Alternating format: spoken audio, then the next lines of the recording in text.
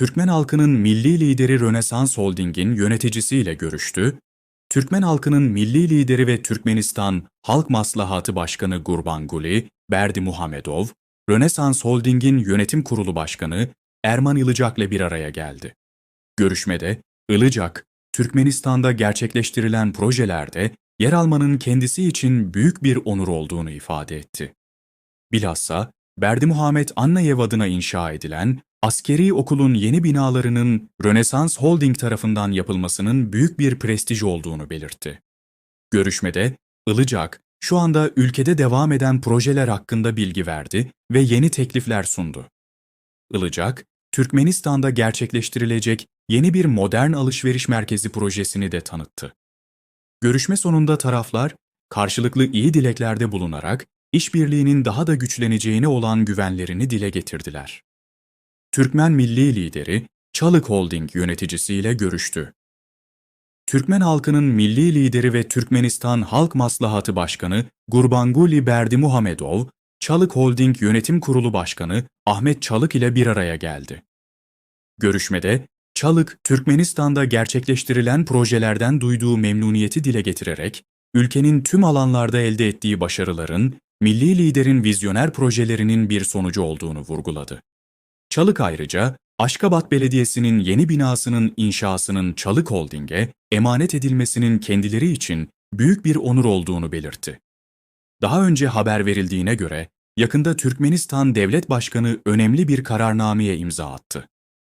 Bu karara göre, Türkmengaz Devlet Kurumu, Meri vilayetindeki Şatlık bir gaz sıkıştırma tesisinin projelendirilmesi, inşası, gerekli ekipmanların temini ve devreye alma işlerini yürütmek için Türkiye merkezli Çalık Enerji Sanayi ve Ticaret AŞ şirketiyle bir anlaşma yapma yetkisi aldı. Türkmenistan ile Türksoy arasındaki işbirliği görüşüldü. Türkmenistan Dışişleri Bakanı Raşid Meredov ile Türk Kültürü Uluslararası Teşkilatı, Türksoy Genel Sekreteri Sultan Rayev başkanlığındaki heyet, Türkmenistan Dışişleri Bakanlığı binasında bir araya geldi. Görüşmede Türkmenistan ile Türksoy arasındaki işbirliğinin önemli meseleleri ele alındı ve gelecekteki işbirliği alanları belirlendi. 2024 yılı, Türk dili konuşan ülkeler için Türkmenistan adına önemli bir yıl olarak değerlendirildi. Türksoy tarafından 2024 yılı, büyük şair ve düşünür Maktim Guly, Piragi'nin doğumunun 300. yılı münasebetiyle Türk dünyasının büyük şairi ve düşünürü Maktim Guly Piragi yılı olarak ilan edildi. Aynı zamanda Enev şehri Türk dünyasının kültür başkenti olarak kabul edildi. Türkmenistan'da ilk defa High-Tech Forumu ve fuarı düzenlenecek. Türkmenistan'ın başkenti Aşkabat, 10-11 Eylül 2024 tarihleri arasında Türkmenistan ekonomisine yüksek teknoloji ve yenilikleri getirmek için uluslararası forum ve fuara ev sahipliği yapacak. Etkinlik, ülke ekonomisinin çeşitli sektörlerinde en son teknolojilerin tanıtılması, deneyim alışverişi ve müzakereler için önemli bir platform haline gelecektir.